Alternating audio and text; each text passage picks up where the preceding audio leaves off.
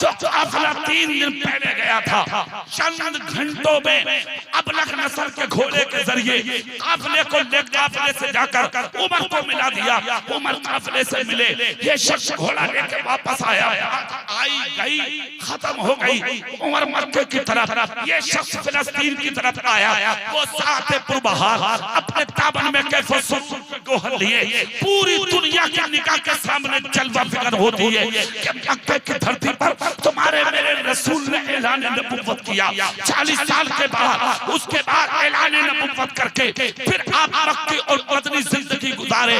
साहिरी 63 साल जिंदगी पाकर तुम्हारे मेरे रसूल का विसाल हुआ। पहला खलीफा अबू बकर सिद्दीक और दूसरा खलीफा बने उमर फारूक आजम, जिसने 12 साल तक 12.5 साल तक खिलाफत की। 2.25 साल तक हजरत अबू बकर सिद्दीक ने की, तकरीबन 12 या 12.5 साल तक अमीरुल मोमिनीन उमर फारूक रहे। इतने इलाके किसी के जमाने में फतेह नहीं हुए जितने इलाके उमर के जमाने में फतेह हुए। रूम और ईरान, शाम और फिलिस्तीन सब इन्हीं के जमाने में फतेह हुए। अल्लाह रब्बुल इज्जत ने हजरत उमर को 22 लाख मुरब्बा मील का मालिक बना। मक्के का एक कलंदर जिसको दुनिया हजरत उमर फारूक आजम के नाम से जानती है, जोर से बोल सकते हैं। जब ये ईमान नहीं लाए थे तो मक्के के पहाड़ों में बकरियां चराते थे। शाम को जब घर आते तो इनके बाप खत्ताब इनके चेहरे पर चांटा मारते थे। ये उमर, तुमसे मक्के के जंगलों में बकरियों के रेबल नहीं संभाले जाते? चल निकल मक्के से, मैं तुझे शाम की तरफ भेजता हूं। मदीना मक्के से काफिला जा रहा है शाम की तरफ, जाके मजदूरी करो, तिजारत कर, ताकि तेरी आगे की जिंदगी ठीक हो जाए। चले गए उमर। मुल्क के शाम की वापसी से काफिले से हजरत उमर बिछड़ गए। जैसे काफिले से बिछड़े तो ये पैदल चलते चलते चलते चलते फिलिस्तीन आ गए। फिलिस्तीन में मस्जिद अक्सा है, उसी मस्जिद में दाखिल हो गए। मस्जिद की दीवार टूटी हुई थी उस जमाने में, कच्ची दीवार। उसी दीवार से कमर लगा के उमर बैठ गए। बैठे थे, सर पे हाथ था, रो रहे थे उमर, काफिले से बिछड़े हुए 3 दिन हो गए। सामने से एक शख्स आया, बड़ा हसीन, खूबसूरत, हुस्न जिसकी पेशानी से झलक रहा था। चेहरा देखकर उंगली उठाई और उंगली उठाकर कहा, क्या आपका नाम उमर है? ईमान नहीं लाए थे, हालत कुफ्र में थे उमर, जवानी की दहलीज तक जा रहे थे। इतना जब कहा तो चेहरा उठा के कहा, हाँ मेरा नाम उमर है। उस शख्स ने कहा, आपका नाम खत्ताब है? हाँ खत्ताब है। तीसरा जुमला बोला, मक्के से आए? हाँ। रो क्यों रहे हो? 3 दिन हो गए काफिले से बिछड़ गया, रो रहा हूं, जाऊंगा कैसे मक्का? उस शख्स ने कहा, मेरा चेहरा देखो, मैं फिलिस्तीन का एक अमीर इंसान हूं, जमीन और जायदाद का मालिक हूं, अबलख नस्ल के सैकड़ों घोड़े हैं मेरे पास। फिर कहा, मेरा वादा है मैं तुमको तुम्हारे काफिले तक पहुंचा दूंगा। जो काफिला 3 दिन पहले निकल चुका, मैं 3 घंटे में पकड़वा दूंगा। उमर खड़े होकर बोले, कर दो एहसान। कहा ठीक है चलिए, मगर मेरी एक शर्त है। कहा क्या? बोले, मेरे घर दावत खाना पड़ेगी, मेरी दावत कबूल करो। मरता क्या नहीं करता, प्यासे को एक प्याला पानी चाहिए, अंधे को आँख चाहिए। उमर बोले चलो। उसने खाने का इंतजाम किया, कई रंग के खाने बनवाए। जब सामने खाने पे दिए, उमर ने जल्दी जल्दी खाकर कहा, मंगाओ घोड़ा। गुलाम गया और अबलख नस्ल का घोड़ा लाया। कजा बेटा ने सामान भर दिया। उमर जब बैठने चले तो उस शख्स ने कहा, उमर रुको, एक काम बाकी है। अंदर गया और पुराने जमाने के दस्तावेज उठा कर लाया, अपने बाप दादा के जमाने के दस्तावेज। आज के जमाने में कई जमीनों की रजिस्ट्री वो उठा कर आया और उमर के हाथ में रखकर कहा, उमर ये है घोड़ा, मैं पहुंचाऊंगा काफिले तक, ये वादा है, मेरी एक शर्त पूरी कर दो। कहा क्या? का पेट भर खाना खा लिया? बोले बिल्कुल। हाथ में कलम दिया, कहा पकड़ो कलम। उमर ने कहा क्या करना है? उसने वो दस्तावेज निकाल के कहा उमर इस पे ये लिख दो, जब तुम इस इलाके के बादशाह बनोगे, गवर्नर बनोगे, हाकिम बनोगे, तो मेरा टैक्स माफ कर दोगे, मुझसे कोई टैक्स नहीं लोगे। कितनी बड़ी बात। उमर घूम गए, चक्कर आ गया उमर को। उमर बोले कैसे बात करने लगे हो? मुझसे बादशाह की बात कर रहे हो? कोई और उमर होगा जिसकी आप बात कर रहे हैं। मैं खत्ताब का बेटा हूँ, और वो खत्ताब का बेटा के मैं जब बकरियां चराता हूँ जंगल में, तो बकरियों के रेवड़ मेरे कब्जे में नहीं आते, इसलिए मार कर मेरे बाप ने यहाँ मजदूरी के लिए भेजा, और तुम मुझसे बादशाह की बात करते हो? मैं नहीं हूँ वो उमर। उस शख्स ने कहा उमर लिख दो। उमर रो के बोले मजाक मत करो मुझसे। उस शख्स ने कलम लेकर कहा उमर मजाक में लिख दो, मजाक में लिख दो। जुमला बहुत भारी है, अगला वो सुनिए। उमर मजाक में लिख दो, मगर लिख दो कि तुम्हारा टैक्स माफ कर दूंगा जब मैं इस इलाके का हाकिम बनूंगा। लिया कलम, बोले लो, जब मैं इस इलाके का बादशाह बनूंगा तुम्हारा टैक्स माफ कर दूंगा, तुमसे कोई टैक्स नहीं लूंगा। और नीचे जो लिखना था लिखा, कलम दिया, दस्तावेज दिए, घोड़े पे बैठे उस शख्स ने बैठाया जो काफिला 3 दिन पहले गया था। चंद घंटों में अबलख नस्ल के घोड़े के जरिए काफिले को काफिले से जाकर उमर को मिला दिया। उमर काफिले से मिले, ये शख्स घोड़ा लेके वापस आया, आई गई खत्म हो गई। उमर मक्के की तरफ, ये शख्स फिलिस्तीन की तरफ आया। वो साथे पुरबहार अपने ताबन में कैफो गोहर लिए पूरी दुनिया की निगाह के सामने जलवा फिकर होती है कि मक्के की धरती पर तुम्हारे मेरे रसूल ने ऐलान नबुव्वत किया। 40 साल के बाद, उसके बाद ऐलान नबुव्वत करके फिर आप मक्की और मदनी जिंदगी गुजारे। साहिरी 63 साल जिंदगी पाकर तुम्हारे मेरे रसूल का विसाल हुआ। पहला खलीफा अबू बकर सिद्दीक और दूसरा खलीफा बने उमर फारूक आजम, जिसने 12 साल तक 12.5 साल तक खिलाफत की। 2.25 साल तक हजरत अबू बकर सिद्दीक ने की, तकरीबन 12 या 12.5 साल तक अमीरुल मोमिनीन उमर फारूक रहे। इतने इलाके किसी के जमाने में फतेह नहीं हुए जितने इलाके उमर के जमाने में फतेह हुए। रूम और ईरान, शाम और फिलिस्तीन सब इन्हीं के जमाने में फतेह हुए। अल्लाह रब्बुल इज्जत ने हजरत उमर को 22 लाख मुरब्बा मील का मालिक बना। आधी दुनिया की बादशाहत मिल गई उमर को, मगर जिस हिस्से में मस्जिद अक्सा, ये हिस्सा फतेह होने से बाकी, इसलिए कि यहाँ पर तौरात और इंजील के और कुछ अहले किताब इस खत्ते में बसते थे, वो जल्दी किसी को हजम नहीं करते थे। मगर जब उमर और उमर फारूक आजम के रोब और दबदबे पूरी दुनिया में छाने लगे और आलम यह हुआ कि जो दरियाए नील रुका हुआ था, अगर कागज का टुकड़ा डालते तो वो कयामत तक के लिए जारी हो। जोर से जल्दी बोलो। मदीने की मिट्टी में अगर किसी गरीब की कोई चीज खो जाए, उमर इशारा कर दे तो हवा के झोंके उसकी चीज उठा के गरीब के घर में पहुंचा। मदीने के मुसल्ले पर बैठ के अगर उमर जमीन पर चादर झड़क दे तो हवा की आग बुझ जाए। खुदा की कसम, अदलो इंसाफ जब दुनिया में हवा की तरह फैल गया। ये खबर जब फिलिस्तीन पहुंची तो फिलिस्तीन के चीफ ने खत लिखा मदीने को, कहा अमीरुल मोमिनीन अगर खुद आ जाए और मेरे चंद सवालों का अगर जवाब दे दे तो मैं बाखुशी इस इलाके और इस खित्ते और मस्जिद अक्सा की जामिया उमर के दामन में डाल दूं। सुभान अल्लाह बोले। अच्छा, ये जो मैं जुमले बोल रहा हूँ ये बड़ी गहराई के। आज जो फिलिस्तीन, इजराइल और अमेरिका का झगड़ा है, अगर इस तारीख पर गौर किया जाए तो पूरी दुनिया फैसला करेगी कि यह हिस्सा किसी के बाप का नहीं, यह हिस्सा नबी के गुलाम का। ये जिद है खाली, सिर्फ ताकत के बलबूते पर मुसलमानों की गर्दनें मरोड़ी जा रही, इसके अलावा कुछ भी नहीं। उमर को जब खबर मिली तो 2 चीजें बड़े काम की। ये हमारे बुजुर्ग बैठे हैं, अल्लाह उम्र में बरकत दे, ये हमारे मौलाना साहब। दो चीजें, नंबर एक, किसी को कलमा पढ़ाने में देरी ना की जाए, अंजाम कुछ भी हो।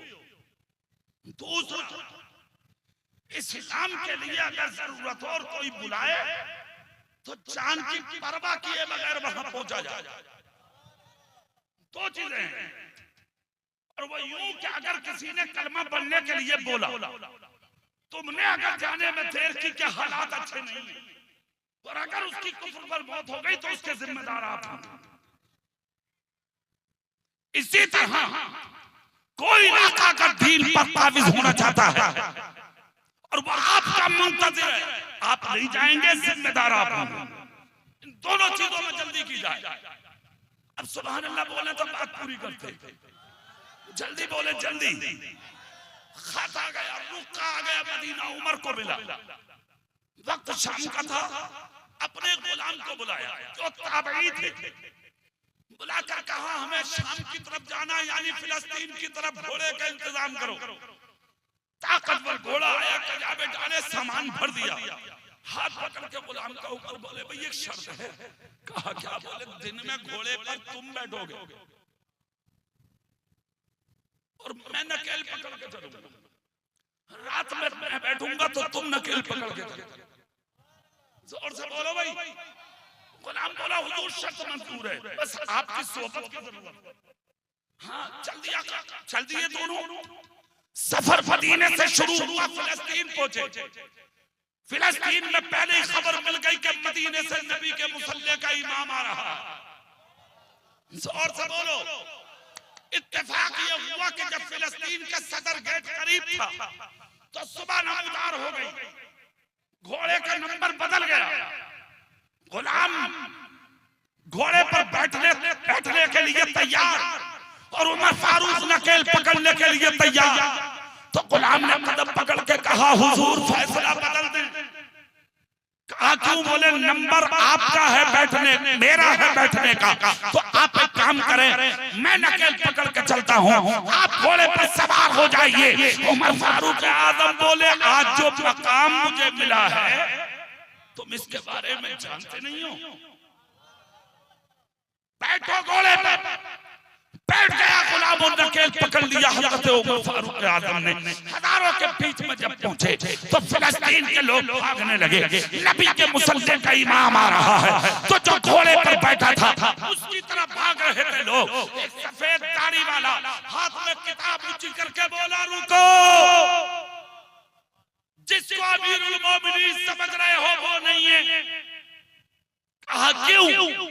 कहा मेरे हाथ में तौरात है, इस तौरात में लिखा हुआ है कि नबी के मुसल्ले का दूसरा इमाम यानी जब इस इलाके में दाखिल होगा तो उसके बदन पर जो कमीज होगी उसमें 17 या 19 तहमत होंगे और उसकी सादगी का आलम ये होगा लकड़ी की खड़ाऊ पैर में होगी, खादी की लुंगी होगी, खादी का कुर्ता होगा, खादी का अमामा होगा और इस अंदाज में दाखिल सदर गेट में होगा कि घोड़े पर सवार गुलाम होगा और नकेल इमाम के हाथ में होगी।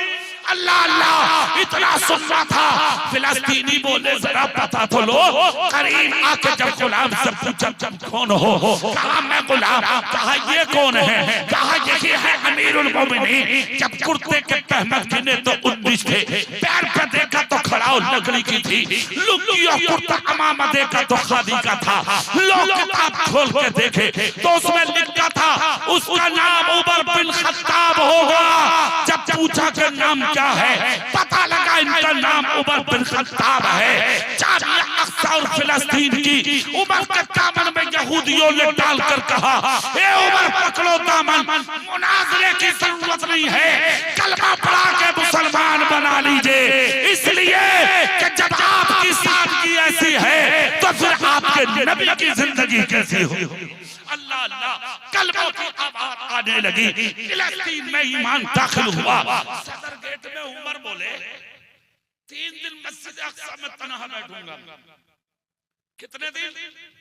जोर से बोलो जल्दी।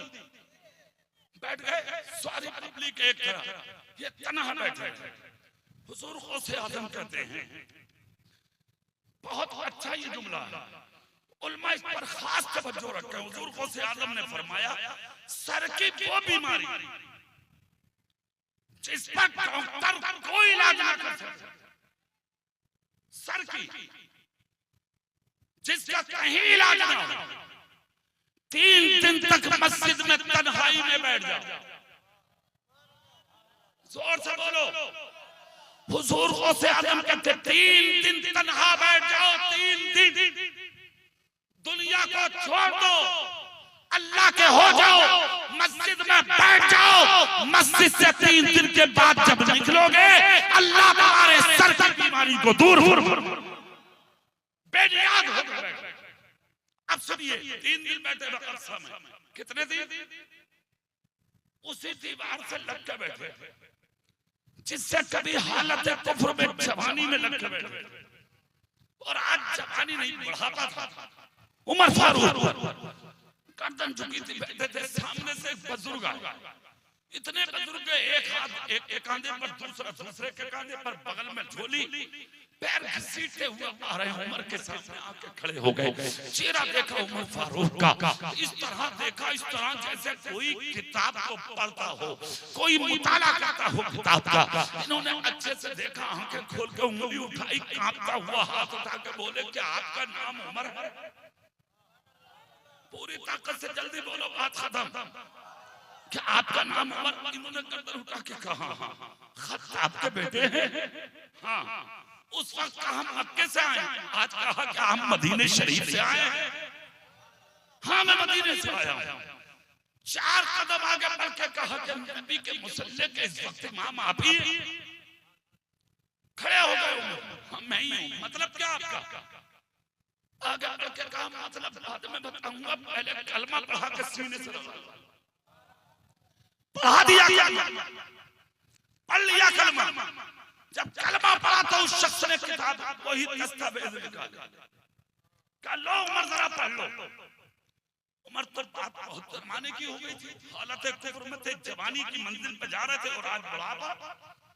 देखा तो उसमें लिखा था कि जब मैं इस इलाके का हाकिम यानी बादशाह बनूंगा तो तुम्हारा टैक्स माफ। और नीचे लिखा था उमर बिन खत्ताब मक्की। आज तो बन गए हाकिम, बादशाहत मिल गई, गवर्नरी मिल गई, हुकूमत का ताज मिल गया। जब ये पढ़ा तो उमर ने चेहरा देखकर कहा ये क्या है? उस शख्स ने कहा उमर याद करो, हालत कुफ्र में फिलिस्तीन में आए थे, काफिले से पिछड़ गए थे, किसी ने दावत खिलाई थी? कहा हाँ। कहा किसी ने कोई शर्त रखी थी? बोले हाँ। कहा किसी ने दस्तावेज पर कुछ लिखवाया था? बोले हाँ।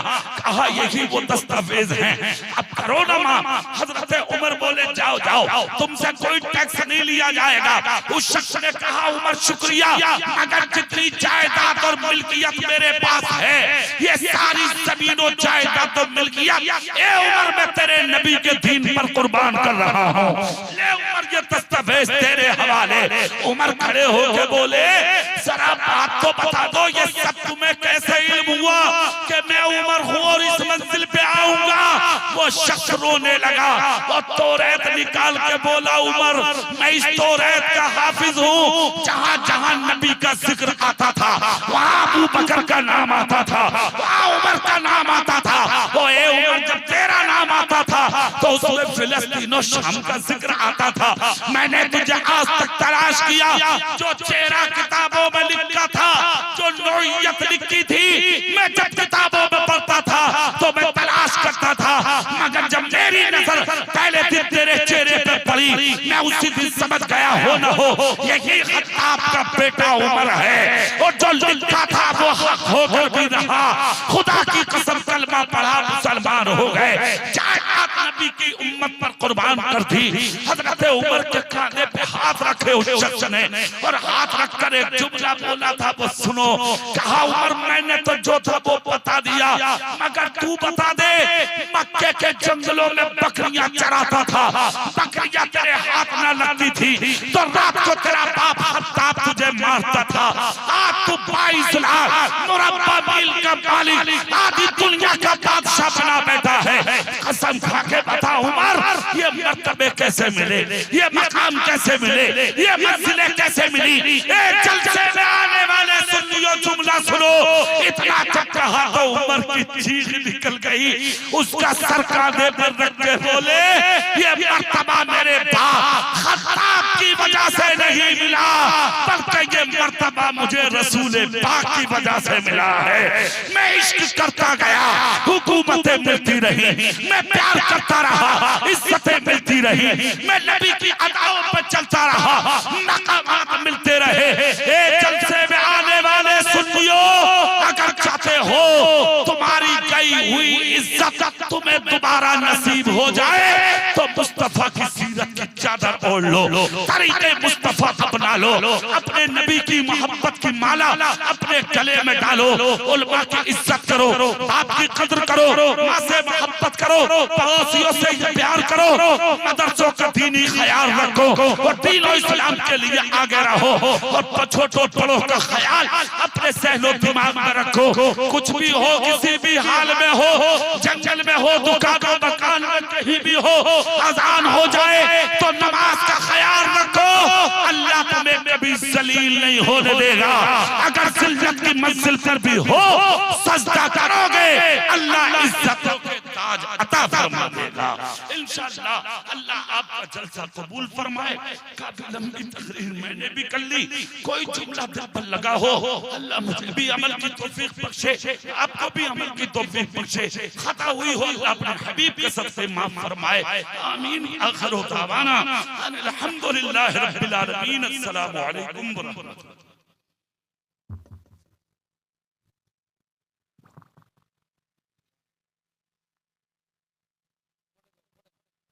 मुस्तफा जाने रहमत पिला हो सलाम, मुस्तफा जाने रहमत पिला हो सलाम, शम्ए बज़ में हिदायत पिला हो सलाम, शम्ए बज़ में हिदायत पिला। शहर यारे इरम ताजदार हरम, शहर यारे। जलसे के ज़ाकिरीन, सामीन, सामिआत, अस्सलामु अलैकुम व रहमतुल्लाहि व बरकातुहू। लकल हम्दु या अल्लाह वस्सलातु वस्सलामु अलैका या रसूल अल्लाह सल्लल्लाहु तआला अलैहि वसल्लम बिल हुदा व दीनिल हक़ अरसला, अम्मा बअद। अऊज़ु बिल्लाहि मिनश शैतानिर रजीम, बिस्मिल्लाहिर रहमानिर रहीम।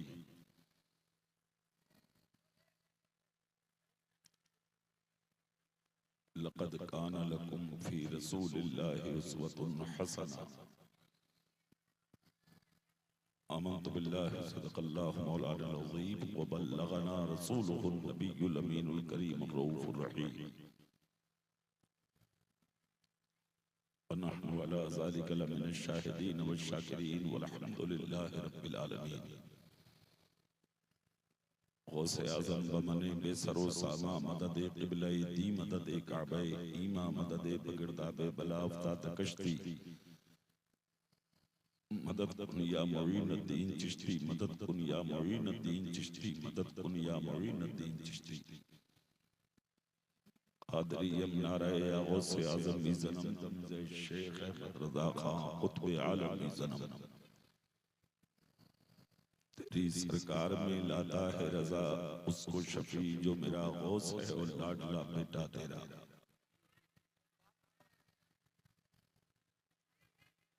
थोड़ा रोक दीजिए भाई,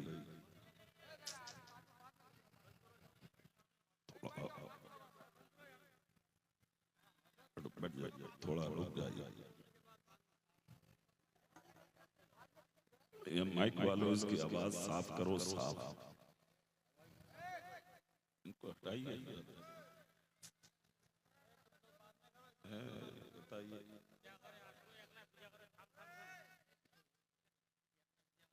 आपका जलसा निहायत कामयाब है, बहुत ही हसीन और खूबसूरत मंजर आपने अपने माते की आंखों से देखा। 2 बच्चे कुरान के हाफिज और कुरान के कारी बन के आपके इदारे से फारिग हुए। अल्लाह उन्हें दीन का सच्चा सिपाही बनाए। पढ़ाने वालों के इल्म और अमल में अल्लाह बेपनाह बरकत अता फरमाए। अच्छी तिलावत और अच्छी खिताबत और अच्छी निजामत और अच्छी शायरी के साथ आपका जलसा कामयाबी की मंजिलों को तय करता हुआ आखिरी मंजिल की तरफ रवाना हुआ है। थोड़ी देर के लिए आप लोग तशरीफ रखें, माहौल को थोड़ा अच्छा बनाएं, चंद मिनट के लिए थोड़ा अच्छा लगे। सबसे पहले बारगाह नबी में बाआवाज़ बुलंद जी लगाकर दुरूद शरीफ पढ़ने सब लोग पढ़िए। अल्लाहुम्मा सल्ली अला सय्यदना व शफीना व हबीबना मौलाना मुहम्मदिन तिब्बिल कुलूब व दवाइहा व आफियतिल अब्दान व शिफाइहा नूरुल अब्सार व ज़ियाहा व आलिहि व अस्हाबिही दाइमन अबदा।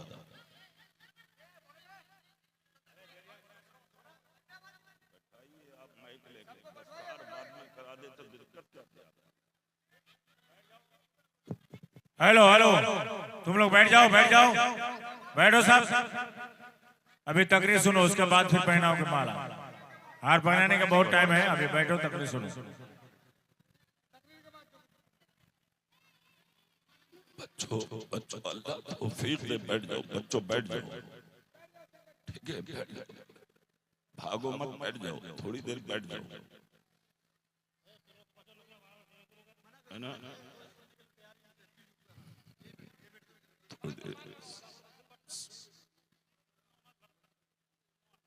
बारगाह नबी में दुरूद शरीफ पढ़े आप लोग। अल्लाहुम्मा सल्ली अला सय्यदना व शफीना व हबीबना व मौलाना मुहम्मदिन मादनिल जूदी वल करम अलैहि व बारिक व सल्लिम सल्लु अलैहि सलातन व सलामन अलैका या रसूल अल्लाह सल्लल्लाहु तआला अलैहि वसल्लम।